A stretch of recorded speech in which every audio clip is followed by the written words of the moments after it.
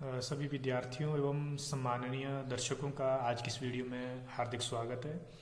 आज हम हिंदी साहित्य की उस शख्सियत के बारे में बात करने जा रहे हैं जिनका फलक, जिनकी ख्याति का परचम ना केवल प्रगतिवाद तक अपितु प्रयोगवाद तक जिसके वितान खुले हुए हैं। ऐसी शख्सियत जिनका नाम नागार्जुन है, जो एक कवि, लेखक एवं उपन्यासकार, कथाकार के रूप में हिंदी साहित्य में स्थापित है। उन नागार्जुन के बारे में हम आज इस वीडियो में विस्तार से जानेंगे। नागार्जुन मूलतः हिंदी साहित्य में प्रगतिवाद के पुरोधा कवि हैं।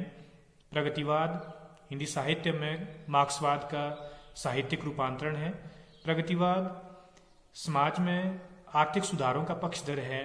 समाज में फैली कलुष मान्यताओं, रूढ़िवादी सोच, रूढ़िवादी परंपराओं को प्रगतिवाद कतई किसी भी सूरत में ढोने का पक्षपाती नहीं है। मूलतः समतामूलक समाज की स्थापना, जो मार्क्सवाद का आधार है, वही साहित्य में प्रगतिवाद का उद्देश्य है। किस प्रकार से समतामूलक समाज की स्थापना के द्वारा समाज में सामाजिक और आर्थिक समरसता स्थापित की जाए, इस तरह के उद्देश्य को लेकर प्रगतिवादी आंदोलन आगे बढ़ता है, जिसमें नागार्जुन एक सशक्त हस्ताक्षर के रूप में हमारे समक्ष उपस्थित होते हैं। हम नागार्जुन के बारे में विस्तार से जानने से पहले, उनके साहित्य को जानने से पहले, हम नागार्जुन के थोड़ा सा व्यक्तित्व एवं कृतित्व पर बात करना मैं आवश्यक समझता हूँ। जो नागार्जुन है, अगर हम इनके जन्म की बात करें तो इनका जन्म 1911 ईस्वी में हुआ था, बिहार के मधुबनी जिले के सतलखा नामक गांव में, जो कि इनका ननिहाल था, जहाँ पे ये रहते थे। इनका जो पैतृक गांव था वो दरभंगा जिले का तरौनी गांव था, लेकिन इनका जो पालन पोषण है वो ननिहाल में हुआ।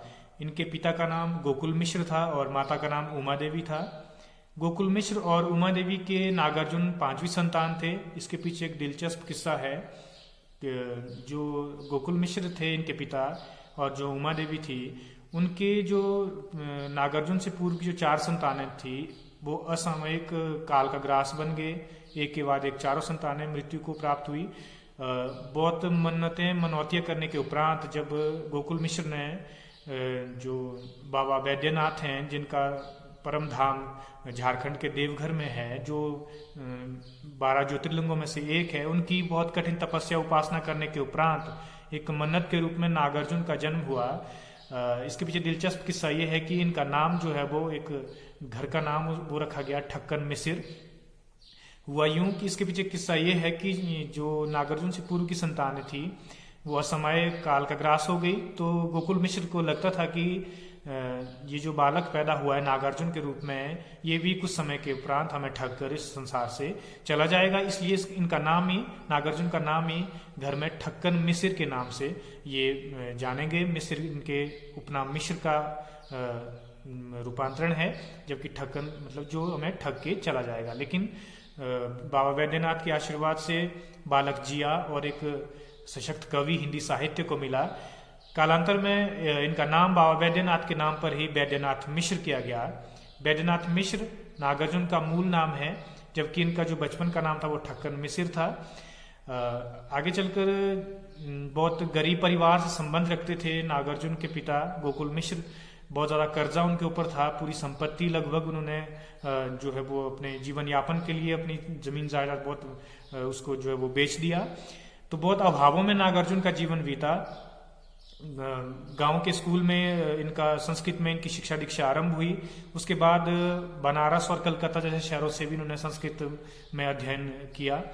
इनके जीवन में जो, जिसे हम कह सकते हैं एक टर्निंग पॉइंट, वो जो बदलाव का बिंदु है, वो उस समय आया जब 1936 ईस्वी में नागार्जुन श्रीलंका गए और वहाँ पे बौद्ध धर्म के संपर्क में आए। महापंडित राहुल सांकृत्यायन को नागार्जुन अपना अग्रज मानते हैं। उनके विचारों से बहुत ज़्यादा प्रभावित हुए। तो जो राहुल सांकृत्यायन के सानिध्य में आने के उपरांत बौद्ध धर्म का अध्ययन किया श्रीलंका में। उसके उपरांत इन्होंने बौद्ध धर्म में दीक्षा लेने के बाद अपना नाम वैद्यनाथ मिश्र से बदलकर नागार्जुन रख दिया। विद्यार्थियों को बताना चाहूँगा, जो नागार्जुन है भारतीय इतिहास में, भारतीय साहित्य में एक बहुत बड़े बौद्ध दार्शनिक हुए हैं, जिन्होंने शून्यवाद को प्रतिष्ठापित किया बौद्ध धर्म में। और ये जो नागार्जुन है, जो बौद्ध दार्शनिक हैं, ये लगभग कनिष्क के समकालीन थे, जो कनिष्क कुषाण वंश में थे। तो उन नागार्जुन के नाम के अनुकरण पर नागार्जुन ने अपना नाम भी बौद्ध धर्म में दीक्षा लेने के उपरांत नागार्जुन रख दिया।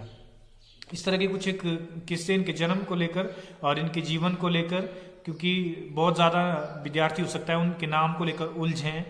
ठक्कन मिश्र, बैद्यनाथ मिश्र, नागार्जुन, यहाँ तक कि डॉक्टर नामवर सिंह जैसे आलोचकों ने नागार्जुन को आधुनिक कबीर तक की संज्ञा दे दी है। तो कई बार परीक्षाओं में कई बार पूछ लेते हैं कि हिंदी साहित्य का कौन सा कवि आधुनिक कबीर के नाम से विख्यात है, तो वो है बाबा नागार्जुन। इसके उपरांत एक दिलचस्प किस्सा और है कि नागार्जुन न केवल हिंदी साहित्य में साहित्य साधना करते रहे, अपितु नागार्जुन हिंदी के अतिरिक्त मैथिली भाषा के भी बहुत चर्चित कवि रहे हैं। मैथिली में इनकी कृति आई थी पत्रहीन नग्न गाछ, जिसके लिए इन्हें 1968 ईस्वी में साहित्य अकादमी पुरस्कार से पुरस्कृत किया गया। और मैथिली भाषा में नागार्जुन यात्री नाम से साहित्य रचना करते थे। ये भी परीक्षा की दृष्टि से बहुत महत्वपूर्ण है। कई बार पूछ लेते हैं कि नागार्जुन मैथिली भाषा में किस उपनाम से लिखते थे, तो वो यात्री उपनाम से नागार्जुन मैथिली साहित्य में साहित्य सृजन करते थे। आप लोगों को ये भी बता दूं छात्रों को कि मैथिली हिंदी की एकमात्र भाषा है जिसे संविधान की 8वीं अनुसूची में स्थान मिला हुआ है। 2003 में मैथिली को संवैधानिक मान्यता मिली और 8वीं अनुसूची में 22 भाषाओं में मैथिली हिंदी परिवेश से इकलौती भाषा है, हिंदी की इकलौती बोली है जिसे संविधान में स्थान प्राप्त है। तो हमारा विषय नागार्जुन। थोड़ा सा इनके जीवन के बारे में जानने के उपरांत हम इनके थोड़ा सा कृतित्व के ऊपर आते हैं। जैसे मैंने कहा कि मैथिली में भी साहित्य सृजन करते रहे नागार्जुन, उसके उपरांत हिंदी में भी बहुत ज्यादा चर्चित हुए, एक प्रगतिवादी कवि के रूप में प्रतिष्ठापित हैं। मूलतः नागार्जुन एक कवि भी हैं, एक कथाकार भी हैं, लेकिन सबसे ज्यादा ख्याति इनको कविता के क्षेत्र में मिली। हालांकि एक सफल कथाकार भी हम नागार्जुन को कह सकते हैं। बहुत अच्छे उपन्यासों की रचना हिंदी साहित्य में नागार्जुन ने की है। बहुत ज्यादा आंचलिक उपन्यास भी नागार्जुन ने काफी लिखे हैं। लेकिन हमारा जो विषय है वो हम एक एक करके इनके ऊपर आते हैं कि जो इनके काव्य संग्रह हैं वो कौन कौन है। बहुत चर्चित काव्य संग्रह नागार्जुन के रहे युगधारा, सतरंग के पंखों वाली, पुरानी जूतियों का कोरस, भस्मांकुर। इस तरह के जो है वो काव्य संग्रह नागार्जुन के आए। उसके उपरांत उपन्यास, इनका एक चर्चित उपन्यास बलचन्मा आया, जो एक आंचलिक दृष्टि से एक सफल उपन्यास है जिसको माना जा सकता है। बलचन्मा के उपरांत नागार्जुन के कई उपन्यास और भी आए, जिसमें से दुखमोचन, कुंभिपाक, उग्रतारा, इमरतिया, बाबा बटेश्वरनाथ, बहुत अच्छे सफल उपन्यासों की रचना नागार्जुन ने की। उसके उपरांत नागार्जुन ने कुछ एक कहानी संग्रह भी आया, उसके बाद कुछ एक निबंध संग्रह भी आए। लेकिन जो ख्याति है नागार्जुन को, वो कविता और उपन्यास के बाद बहुत अच्छे सफल अनुवाद भी नागार्जुन ने किए, जिसमें जयदेव का गीत गोविंद, कालिदास का मेघदूत, इसके बाद विद्यापति पदावली के भी कुछ अंश नागार्जुन ने हिंदी में जो इनका सफल अनुवाद किया। हम थोड़ा सा कृतित्व के उपरांत नागार्जुन की काव्य की विशेषताओं के ऊपर, इनकी काव्य की क्या मुख्य प्रवृत्तियां हैं उनके ऊपर आते हैं। जैसे मैं पहले ही कह चुका हूं कि नागार्जुन मूलतः एक प्रगतिवादी कवि हैं। इसके साथ साथ थोड़ी सी प्रयोग धर्मिता भी हम कहीं ना कहीं प्रसंगवश नागार्जुन के साहित्य में हम देखते हैं, इनकी कविताओं और इनके कथा साहित्य में। जो नागार्जुन है, जैसे मैंने कहा, प्रगतिवादी एक जनवादी कवि हैं। आधुनिक कबीर की संज्ञा जिन्हें प्राप्त है, तो वो आप लोग अनुमान लगा सकते हैं वो कितना अक्खड़ कितना फक्कड़ वो कबीर की भांति रहा होगा। तो जो व्यंग्य की पैनी धार हमें कबीर के साहित्य में मिलती है भक्ति काल में, वही व्यंग्य की पैनी धार हम आधुनिक काल में नागार्जुन की कविताओं में भी देखते हैं। सामाजिक यथार्थ बोध इनके काव्य में बहुत है। वर्तमान जो समाज है भारत का, वो उसका क्या परिदृश्य वर्तमान भारत का है, वो पूरा का पूरा उसका एक एक परतें हम अगर देखें तो नागार्जुन के काव्य में वो एक एक परत दर परत भारतीय समाज खुलता है। सामाजिक यथार्थ को लेकर एक कविता है जिसके कुछ एक पंक्तियां मैं यहाँ पे साझा करना चाहता हूँ कि जो वर्तमान शिक्षा पद्धति है वो किस तरह की एक कितनी विकृतियां उसमें आ गई है। वर्तमान हमारे जो स्कूल है उनका ढांचा किस तरह से, खास करके जो सरकारी क्षेत्र के स्कूल है उनका जो शिक्षा प्रणाली है वो किस तरह की कितनी कितनी विकृतियां उनके ऊपर है। बहुत व्यंग्य की पैनी धार से नागार्जुन इस पर चोट करते हैं। कविता की कुछ पंक्तियां इस तरह से है। घुन खाए शहतीरों पर 12 खड़ी विधाता बांचे, फटी भीत है छत चूती है, आले पर बिस्तुइया नाचे।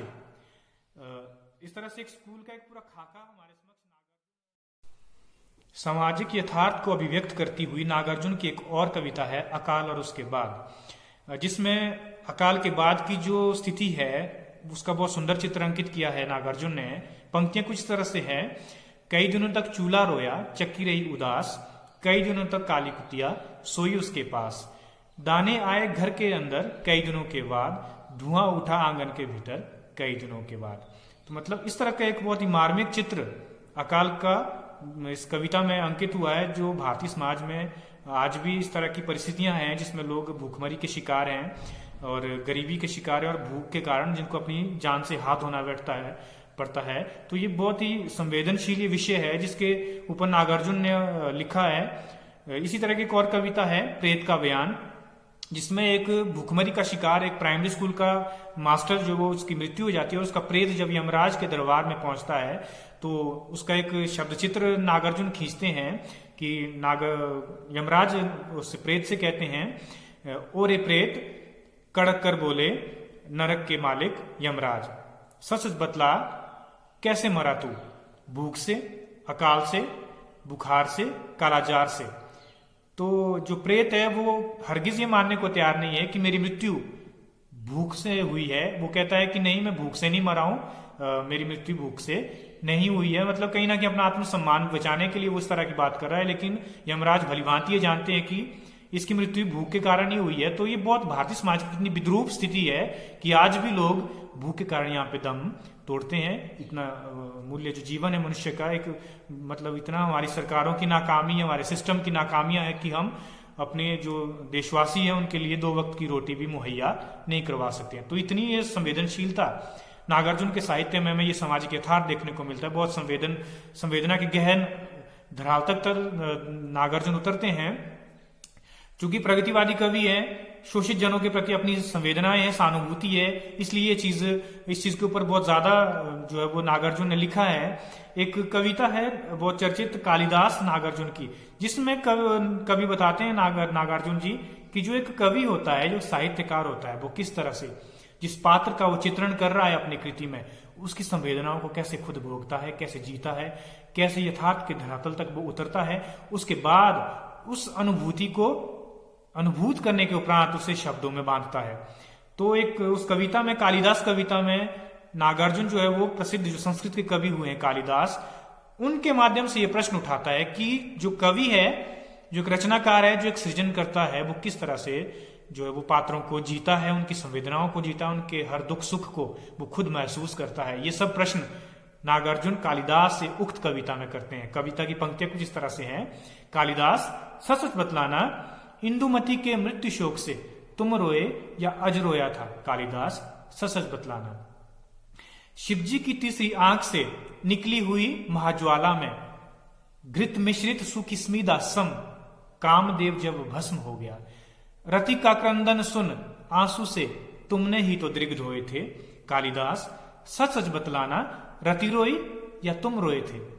बोलने का भाव ये है कि कुमार संभव, जब कालिदास जिस रचना कर रहे थे कुमार संभव की, उसमें जब शिवजी ने अपनी तीसरा नेत्र जब खोला, उसे जो उस तेज से जब कामदेव भस्म हो गया, उसके उपरांत जो रति है कामदेव की पत्नी, उन्होंने अपने प्रियतम के वियोग में बहुत प्रलाप किया, विलाप किया, बहुत ज्यादा मार्मिक क्रंदन हुआ। तो उसको बहुत बखूबी, बहुत सुंदर शब्दों में कालिदास ने कुमार संभव में दिखाया है। तो नागार्जुन प्रश्न कर रहे हैं कि इतना सुंदर वर्णन वहां पे रति के पीड़ा का हुआ है, आप मुझे ये बताइए कि ये वहां पे रति रो रही है या आप स्वयं रो रहे हैं? क्योंकि जो लिखने वाला है, जो कवि है, जो लेखक है, वो उस संवेदना के धरातल तक उतरे बगैर उतना सुंदर वर्णन किसी के दुख का, किसी की तकलीफ का, किसी के पीड़ा का नहीं कर सकते। कहने का भाव है कि कवि बहुत संवेदनशीलता के उस हर स्तर पर उस भाव को जीता है जो भाव वो अपने पात्र के माध्यम से अभिव्यक्त करता है। तो नागार्जुन के पूरे काव्य में हमें ये चीज बहुत सहजता के साथ देखने को मिलती है। इसके साथ साथ अगर हम बात करें नागार्जुन की प्रगतिशील विचारधारा की, तो वो सर्वत्र उनके काव्य में हमें दिखाई पड़ती है। शोषितों के लिए, दबे कुचले लोगों के उत्थान के लिए नागार्जुन अपनी सशक्त आवाज उठाते हैं। इसके साथ साथ अगर हम थोड़ा सा शिल्प पक्ष के ऊपर आए, जो नागार्जुन का शिल्प पक्ष है, अगर हम देखें आधुनिक काल के कवि होते हुए भी नागार्जुन ने जो है वो संस्कृतनिष्ठ भाषा का प्रयोग किया है। तत्सम शब्दों का बहुत खुला प्रयोग नागार्जुन अपने काव्य में करते हैं, जो इनके काव्य की बहुत एक विशेषता, एक प्रवृत्ति है इनकी भाषा की। और वो भाषा भी इतनी सहज और सरल है वो कि पाठक को अनायास ही अपनी ओर वो भाषा खींचती है। इसी तरह से जो है वो विभिन्न अलंकारों का प्रयोग, विभिन्न रसों का प्रयोग भी नागार्जुन ने अपने काव्य में किया है। विभत्स रस का एक बहुत सुंदर उदाहरण नागार्जुन के काव्य में है, प्रभु तुम कर दो बमन, होगा हमारी क्षुधा का शमन। इतना सुंदर वर्णन विभत्स रस का, इतना सुंदर परिपाक नागार्जुन जैसे मस्त मौला कवि की काव्य कृतियों में ही हम देख सकते हैं। इसके साथ साथ सौंदर्य चेतना कवि की बहुत सफल और सार्थक है, चाहे वो फिर नारी सौंदर्य हो, चाहे किसी बच्चे की सुंदरता का वर्णन हो। ये एस्थेटिक अप्रोच किसी ना किसी रूप में हर साहित्यकार में रहती है, लेकिन नागार्जुन के काव्य में उनकी ये एस्थेटिक अप्रोच, उनकी ये सौंदर्य चेतना बहुत सशक्त और बहुत ही सारगर्भित है। एक कविता है उनकी जो अदंतुरित मुस्कान, ये बीए सेकंड ईयर एचपीयू का जो हिंदी का पाठ्यक्रम है उसमें संकलित है ये अदंतुरित मुस्कान कविता। इसमें एक छोटे से बच्चे की प्यारी सी मुस्कान का बहुत सुंदर चित्रण जो है वो नागार्जुन करते हैं। कवि की पंक्तियां कुछ इस तरह से है, तुम्हारी अदंतुरित मुस्कान मुर्दे में भी डाल देगी जान। इतनी सुंदर वो मुस्कान उस बच्चे की कि मुर्दा व्यक्ति भी उसे देखकर जो वो जीवित हो सकता है। तो इतनी सुंदर अप्रोच, एस्थेटिक अप्रोच कवि की हम देखते हैं। उसी तरह से नारी सौंदर्य का भी बहुत सुंदर वर्णन कवि की कविताओं में हुआ है।